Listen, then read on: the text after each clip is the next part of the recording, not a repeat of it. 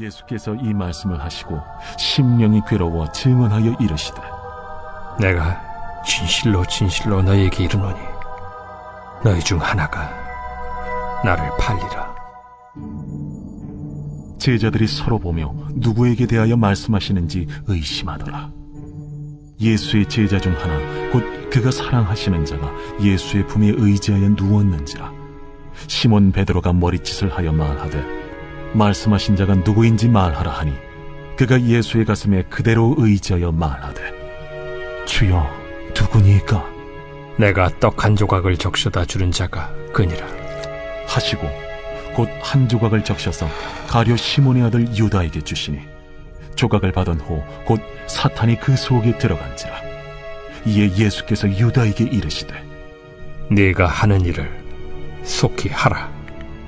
이 말씀을 무슨 뜻으로 하셨는지 그 앉은 자 중에 아는 자가 없고 어떤 이들은 유다가 동계를 맡았으므로 명절에 우리가 쓸 물건을 사라 하시는지 혹은 가난한 자들에게 무엇을 주라 하시는 줄로 생각하더라.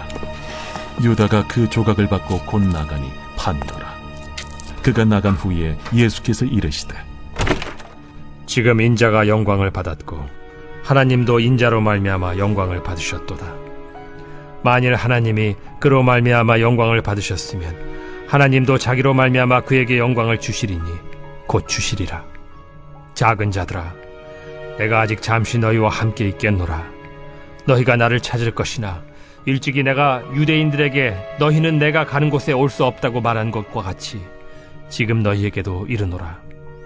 새 계명을 너희에게 주노니 서로 사랑하라. 내가 너희를 사랑한 것 같이 너희도 서로 사랑하라. 너희가 서로 사랑하면 이로써 모든 사람이 너희가 내 제자인 줄 알리라. 시몬 베드로가 이르되 주여, 어디로 가시나이까? 내가 가는 곳에 네가 지금은 따라올 수 없으나 후에는 따라오리라. 주여, 내가 지금은 어찌하여 따라갈 수 없나이까? 주를 위하여 내 목숨을 버리겠나이다. 네가 나를 위하여 내 목숨을 버리겠느냐? 내가 진실로 진실로 네게 이르노니 닭 울기 전에 내가 3번 나를 부인하리라.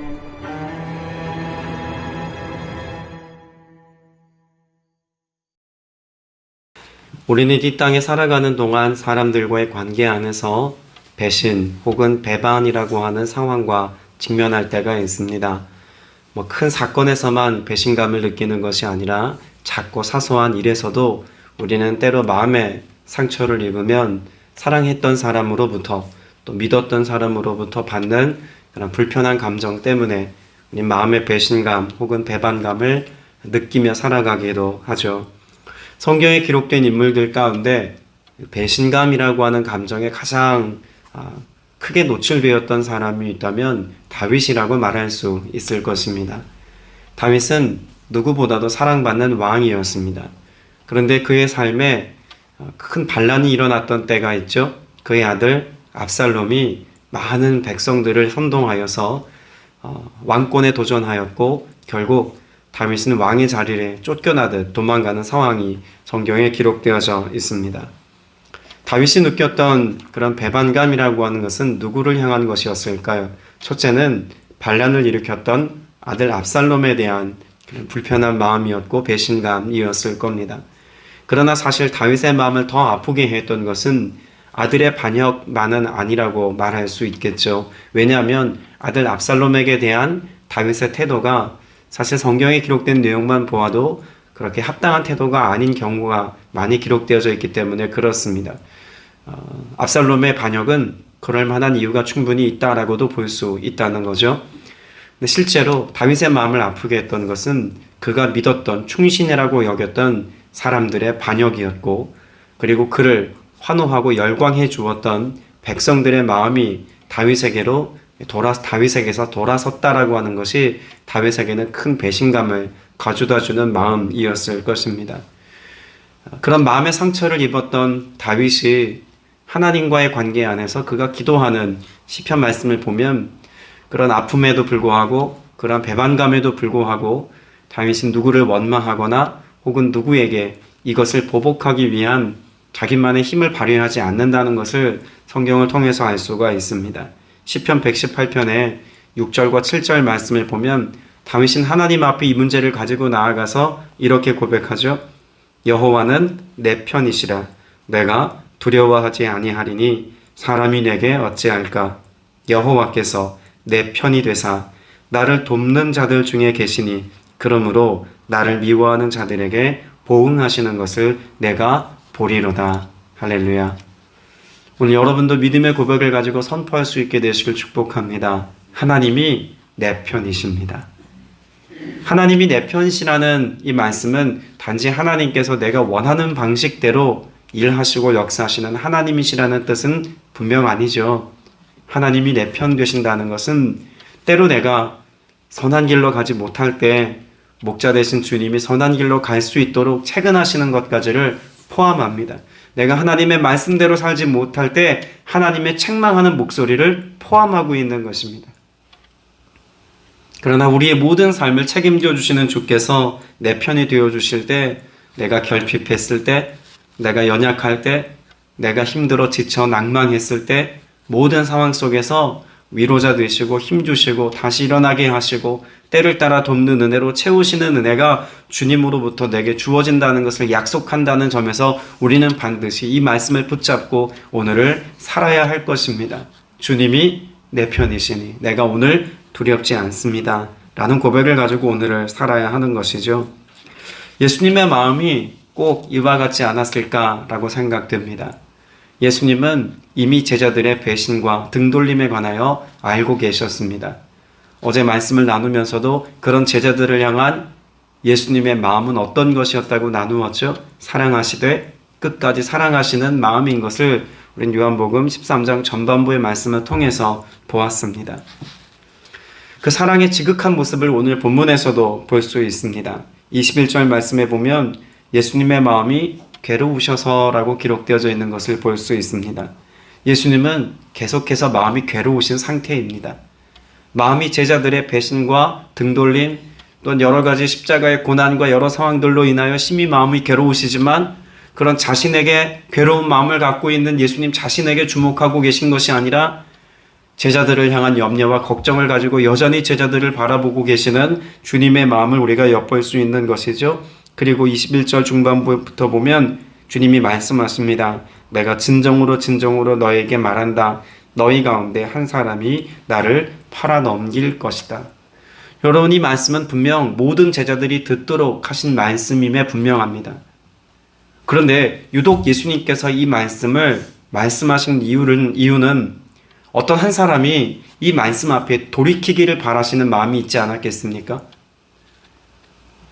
분명 예수님의 12명의 제자들이 있는 그곳에서 주님께서 말씀하셨지만 이 말씀에 찔림으로 받을 수 있는 한 사람이 있었습니다.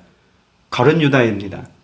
이미 예수님 팔 계획을 가지고 있었던 가룟 유다는 기회만 엿보고 있었다라고 하는 것을 오늘 본문에서도 기록하고 있지 않습니까? 그러면 이미 가룟 유다는 예수님을 팔아넘길 계획을 짜고 있었고 그 생각을 엿보신 주님께서 그에게 회개할 기회로 너희 중에 한 사람이 나를 팔 것이다 라고 하는 메시지를 계속해서 말씀하고 있습니다. 13장 10절에도 보면 예수님 뭐라고 말씀하셨습니까? 이미 목욕한 자는 발밖에 씻을 필요가 없다라고 말씀하셨지만 온 몸이 깨끗하니라 너희가 깨끗하나 다는 아니니라 라고 하는 말씀을 통하여서 제자들 중 한 사람이 이미 그 죄 가운데 심각하게 노출되어져 있다는 사실을 명확하게 말씀해 둡니다.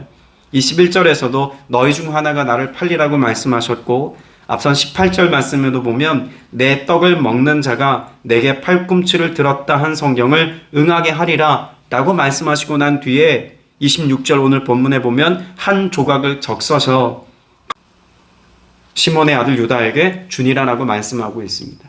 그러면 적어도 가룟 유다는 몇 차례에 걸쳐서 지금 예수님으로부터 지금 자신이 예수님 팔 것이라고 하는 경고의 메시지를 들었다고 볼 수 있지 않겠습니까? 그것도 긴 시간을 두고 예수님 말씀한 게 아닙니다. 예수님께서는 계속 최근에 또 다시 한번 그렇게 계속해서 그 마음을 돌이킬 수 있도록 말씀하고 계심에도 불구하고 가룟 유다는 예수님께서 빵 조각을 그렇게 적서 그에게 주어 건네받게 하셨을 때 이것을 받아 먹게 되죠. 단지 예수님이 주신 빵 조각을 먹었다가 아닙니다.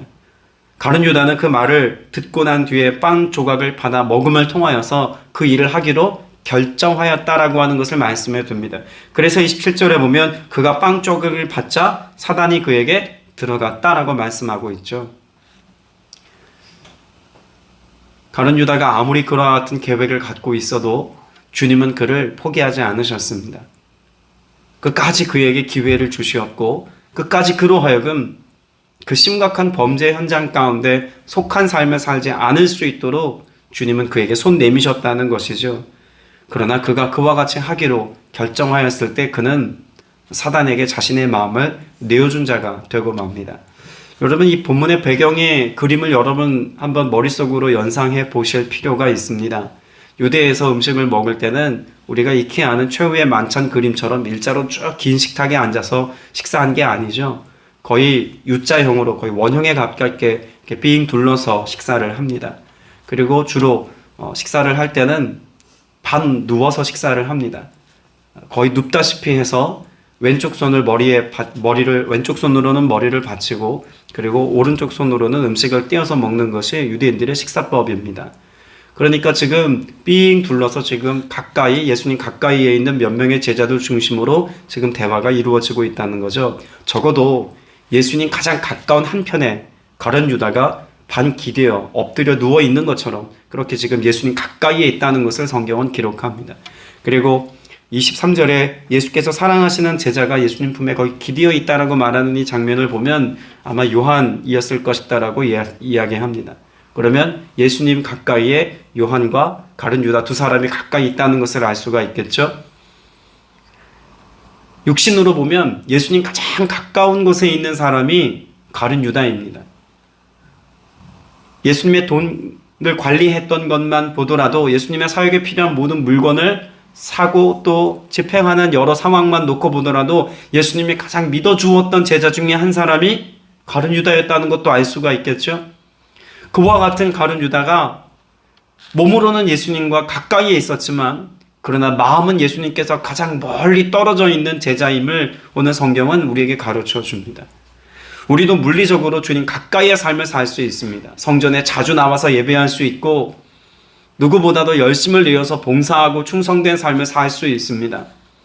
누가 보아도 믿음의 삶을 살아가는 이처럼 보일 만큼 우리는 그리스도인으로서의 삶을 나타낼 만한 그런 주님 가까이의 삶을 살고 있는 것을 표방하며 살 수 있습니다. 중요한 것은 겉으로 보여지는 그 모습이 아니라 우리의 마음의 거리가 과연 주님과 얼마나 가까운지를 점검하고 행여 우리의 마음이 예수님께로부터 멀리 떨어져 있다면 이 거리를 좁히는 일에 우리의 시간과 삶의 열정을 쏟아야 한다는 것을 분명히 알아야 할 것입니다. 오늘 여러분의 삶은 과연 주님과 마음이 가까운 삶을 살고 있습니까? 예수님이 우리를 사랑하시는 것만큼 오늘 여러분의 마음과 중심은 그렇게 예수님을 사랑함으로 오늘을 살고 계십니까? 오늘 여러분의 마음을 점검해 볼 수 있게 되시길 축복합니다. 오늘 본문에는 그렇게 예수님을 팔아넘기는 가룟 유다의 모습 가운데 또 한 가지 사실을 주목하여 보게 합니다. 가룟 유다는 무엇을 맡았던 사람이라고 말씀하고 있죠? 돈꾀를 맡았던 사람. 29절에 보면 유다가 돈자르를 맡고 있으므로 라고 말씀하고 있습니다. 가룟 유다의 삶 가운데는 무엇보다도 주님을 향한 마음보다는 돈의 마음을 더 가까이 두고 있었다라고 하는 것을 다른 여러 구절에서도 알 수 있지 않습니까? 돈꾀를 맡고 있는 가룟 유다의 모습. 요한복음 12장 6절 말씀에 보면 이미 가룟 유다가 예수님의 돈꾀를 맡고 있으면서 예수님의 것을 도둑질하고 있다라고 하는 사실을 명확하게 말씀합니다. 예수님의 그런 장례를 준비하고 있는 마리아의 모습 앞에 그 향유를 쏟아부은 마리아에게 뭐라고 이야기합니까? 이것을 300데나리온에 팔아 가난한 자들에게 나누어 주는 것이 옳지 않느냐라고 했을 때 그와 같은 가룟 유다의 모습을 해석해 놓은 말씀을 보면 요한복음 12장 6절에 이렇게 말하면 가난한 자들을 생각함이 아니요 그는 도둑이라 돈꾀를 맡고 거기 넣은 것을 훔쳐감이라 라고 말씀합니다. 가룟 유다의 마음은 주님과 늘 동행하고 있었지만 주님과 가까이의 삶에 있었지만 주님의 말씀과 주님의 뜻을 분별하는 것보다 그 주님으로 인하여 생겨난 그 재정의 풍성함을 마음에 늘 염두에 두고 이것을 어떻게 하면 내 것으로 이용하여 살 수 있을까를 생각했던 사람이 가룟 유다였다는 것을 일면 볼 수 있는 내용입니다. 가룟 유다가 예수님을 팔아 넘길 때 그가 돈 얼마에 예수님을 팔았다고 성경에 기록합니까? 마태복음 26장 15절에 보면 내가 예수를 너에게 넘겨주리니 얼마나 주려느냐 하니 그들이 은 30을 달아주거늘이라고 말합니다. 여러분, 은 30의 가치를 성경에서는 어떻게 말하고 있을까요? 내가 가지고 있는 집에 소가 갑자기 막 미쳐 날뛰어서 옆집에 있는 하인이 그 소 때문에 다칩니다. 그러면 성경에 보니까 그 소는 죽이고 그 하인의 다친 값으로 은 30을 내어주도록 말씀하는 그런 말씀이 성경에 있죠. 출애굽기 21장에 기록된 내용입니다. 그럼 적어도 지금 예수님을 팔아 넘긴 가룟 유다의 그 재정의 가치가 어느 정도인 것을 성경에서 유추해 볼 수 있지 않겠습니까? 그저 소 한 마리를 죽이는 대가로 주는 돈, 혹은 내 집에서 데리고 있는 하인이 다쳤을 때 보상금으로 내어줄 수 있는 돈의 가치, 그 정도가 은 30입니다. 그 정도의 가치를 지금 누구에게 적용하고 있는 겁니까? 예수님께 그렇게 적용했는데 이것을 가룟 유다가 기꺼이 받아서 예수님을 팔아넘길 계획을 하고 있는 것이죠. 비단 우리는 가룟 유다에게서 아니 어떻게 그런 정도로 예수님을 넘길 수 있어? 라고 생각할지도 모릅니다. 그러나 사실 우리가 살아가는 삶의 모습에도 이와 유사한 삶의 모습은 있다고 보아야 합니다. 예수님께서는 가룟 유다에게 돈을 맡기셨습니다. 그 돈자루를 맡긴 내용을 앞서도 언급하지 않았습니까? 우리에게는 무엇을 맡겼을까요? 우리에게도 주님이 맡기신 것이 있습니다. 시간도 맡기셨습니다. 재정도 맡기셨습니다. 나의 삶에 속한 것들을 맡기셨고 우리의 자녀 세대들을 주님이 우리에게 맡기셨습니다. 근데 그 맡긴 것을 과연 주님이 원하시는 그 목적에 합당하게 쓰고 있는지, 아니면 가룟 유다가 그랬던 것처럼 그는 도둑이라 돈깨를 맞고 거기 넣은 것을 훔쳐가니라 라고 말씀하고 있는 것과 같이 우리도 주님의 것을 나 자신을 위하여서 아무렇게나 사용하고 있는지 점검해보는 삶의 태도가 꼭 필요하다는 것입니다.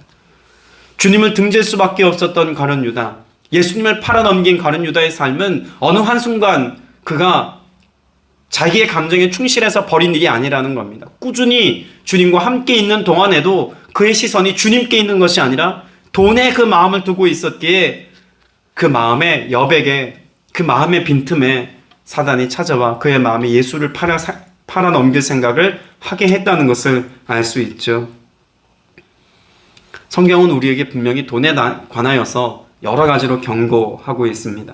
요한복음 6장 10절에도 보면 돈을 사랑함이 일만하게 뿌리가 되나니 이것을 탐내는 자들은 미혹을 받아 믿음에서 떠나 마하는 근심으로 자기를 찔렀도다 라고 말씀합니다.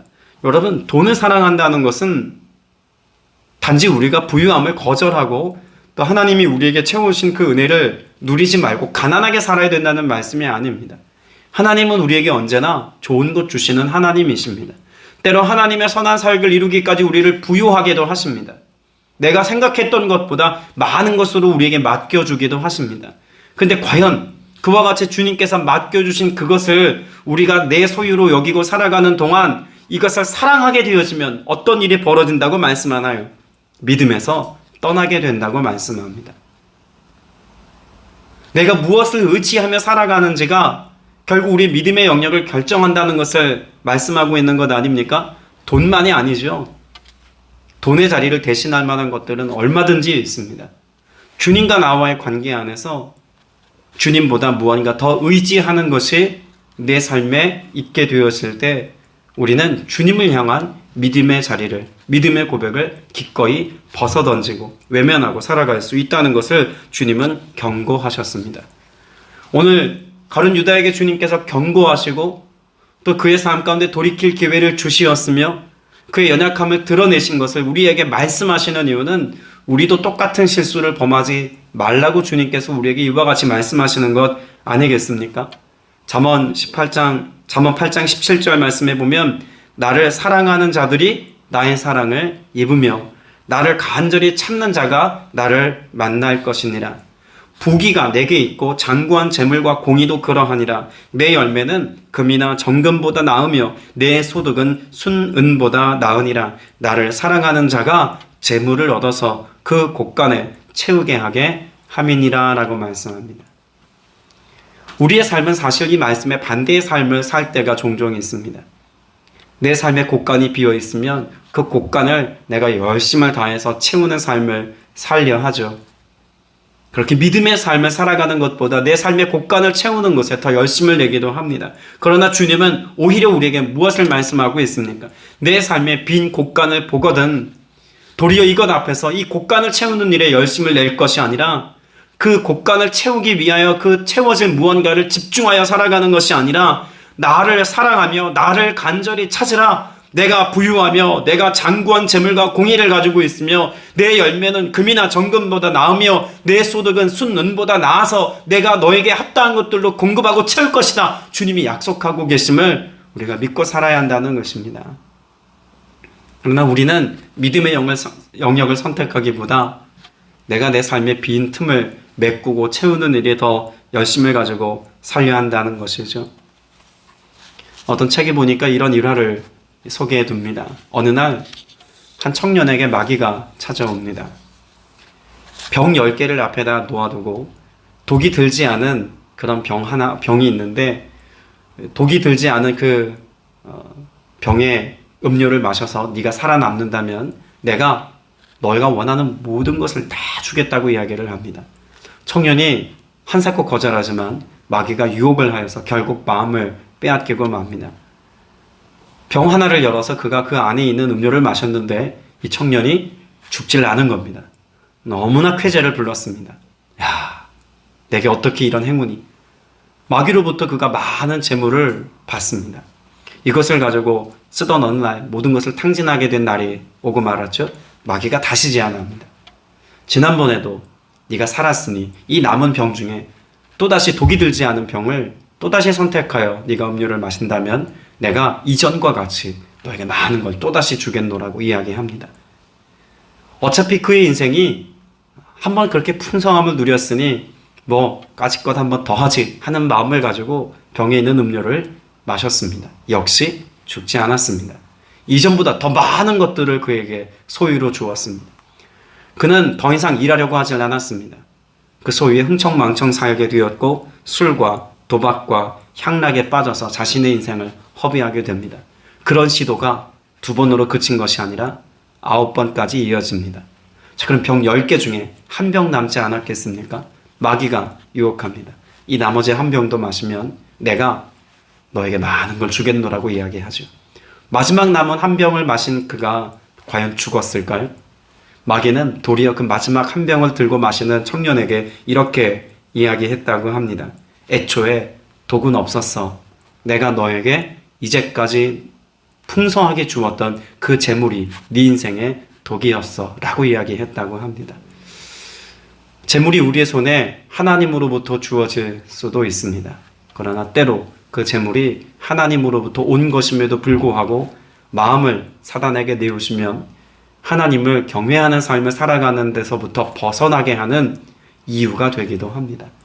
우리의 마음과 우리의 중심이 어디에 있는지 오늘 점검해야 될 이유가 여기 있지 않겠습니까? 분명 가룟 유다의 실패, 가룟 유다의 삶에 나타난 그와 같이 예수님을 배반하고 등지는 삶의 모습은 단지 가룟 유다에게만 해당되어지는 이야기가 아니라는 것입니다. 누구에게나 있을 법한, 누구나 저지를 수 있는 삶의 연약함의 모습임을 우리가 인정한다면 오늘 말씀을 통하여서 정말 우리의 마음과 중심이 주님을 경외하고 사랑하는 그곳에 있어야 한다는 것을 다시 한번 깨닫게 해 주시는 줄로 믿습니다. 오늘 바라기는 이 하루를 살아가는 저와 여러분이 믿음에서 떠난 자가 아니라 믿음의 자리에 견고하게 서서 주님이 우리의 삶의 근원이시고 주님이 우리의 삶의 공급자 되심을 풍성한 은혜로 누릴 수 있는 저와 여러분 다 되시기를 주님의 이름으로 축복합니다.